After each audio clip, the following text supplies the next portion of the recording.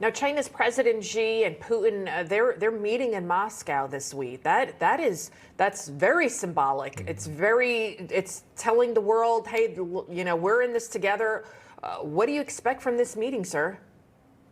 Well, I'll definitely say that this cooperation between the two of them and also Iran and so forth, you have these three countries that are really coming together to help Russia out, especially with the sanctions that have crippled them from a variety of different materials and so forth. That's why I see Iran supporting them with drones and so forth. And the same thing with China, giving them both opportunities to provide them anything that they need, and at the same time being able to export anything from Russia through China to continue that revenue for the country.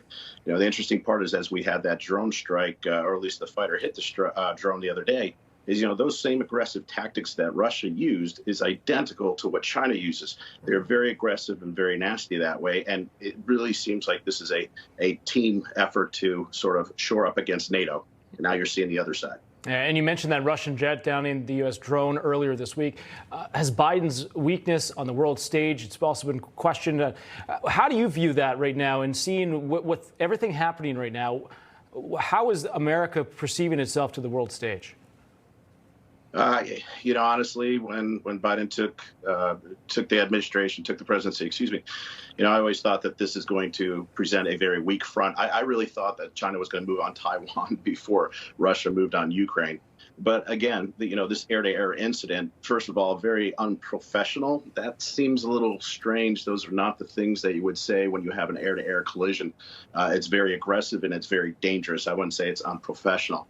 But at the same time, this is an unmanned drone, and it depends on the action you would take against a manned aircraft.